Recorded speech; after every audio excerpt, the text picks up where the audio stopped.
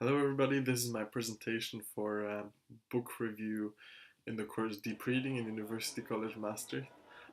We're reviewing a book, Twitter and Tear Gas by Zeynep Tufekci, that we've been discussing for the past 3 weeks. So let's start by talking about the author. Zeynep Tufekci is an academic and a writer at the same time. She was born in Turkey, near the Taksim Square, near the Gezi Park. Wikipedia describes her as a techno-sociologist, probably following the name of her blog. She's affiliated with the University of North Carolina. She's frequently contributing to New York Times opinion column, and she's a frequent user of Twitter. Her academic work is focusing on effects of social media on society, including big data and privacy issues. She is a political activist herself. The book Twitter and Tear Gas is the first book that she authored on her own. She co-authored one book before, and she wrote numerous book chapters and academic articles.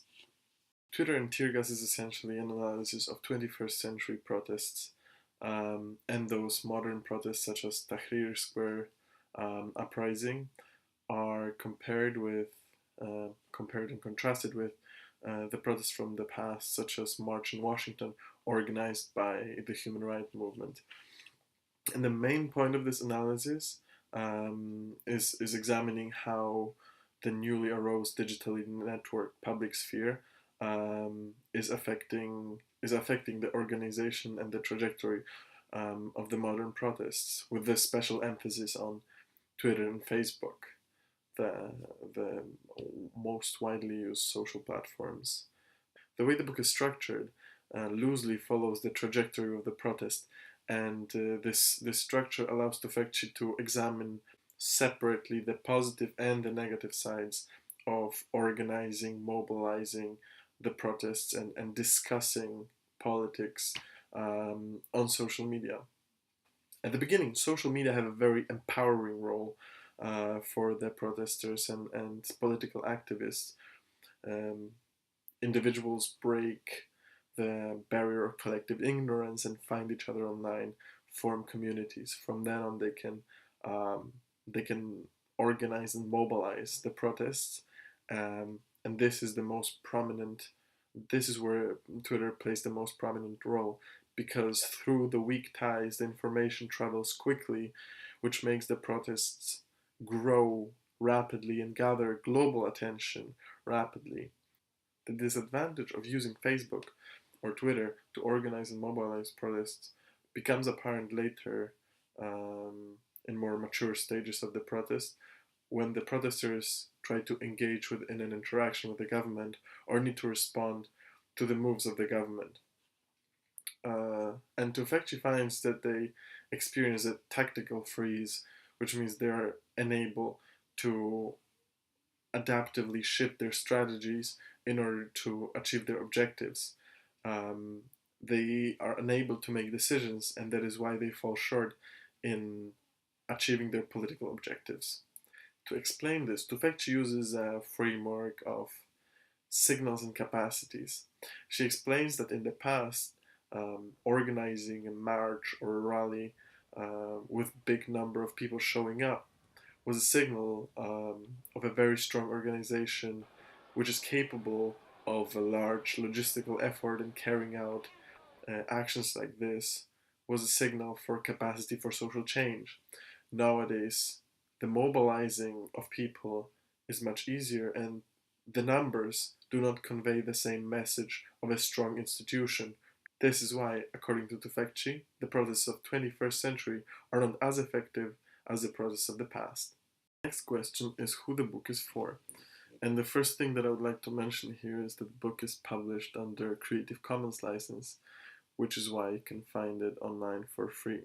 It's a statement, and I think it's significant that she assumed the policy of sharing the book for free for those who want to have access to it.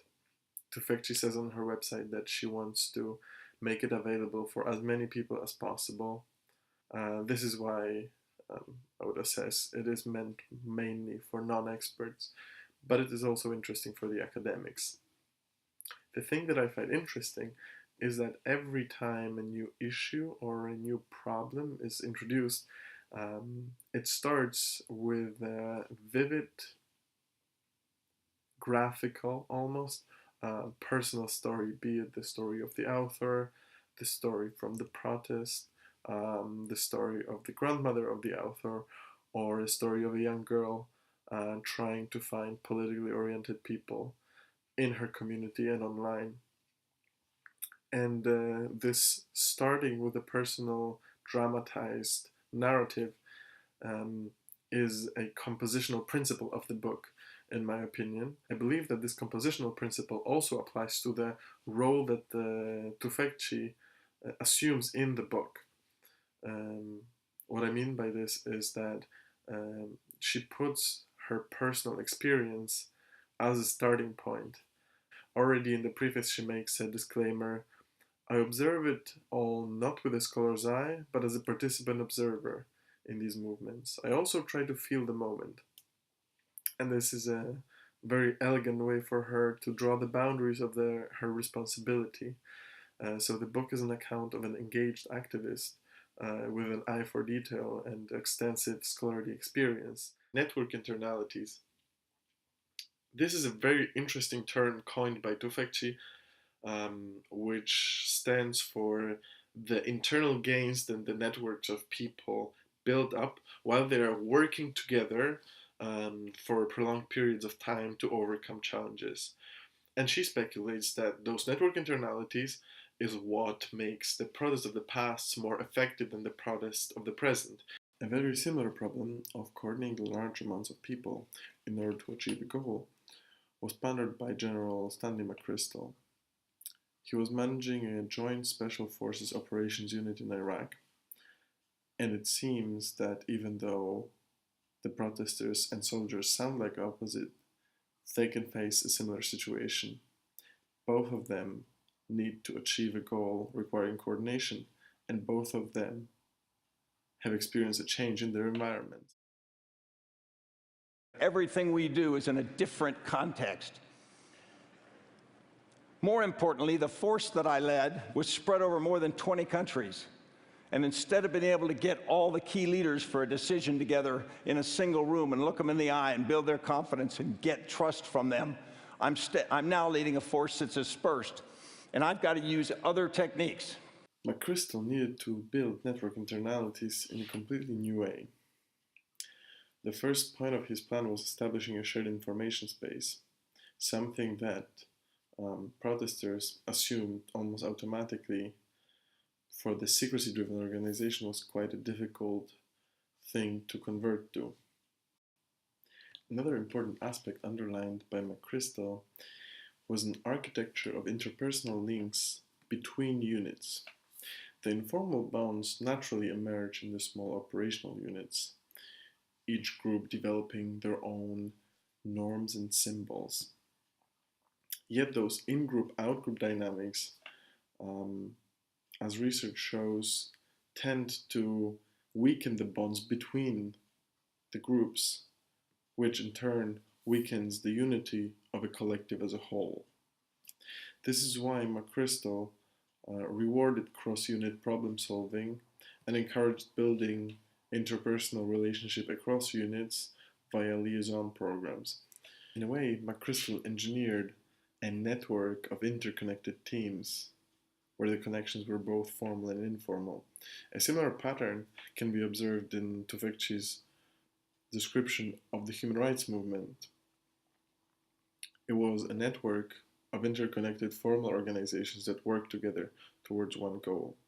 Which brings me to one but very important point of McChrystal's plan, which is unifying all the teams under one goal. People do not treat large organizations as if they were just their small teams but bigger.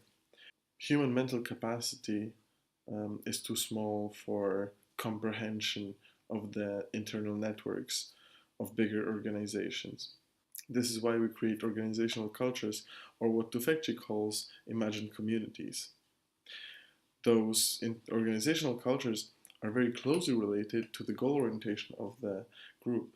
Interesting enough, the protests of the 21st century do not lack culture at all. They develop their own norms, their own code of behavior, yet they seem to lack goal orientation. They seem to lack orientation on their political objectives and instead focus on realization of their community.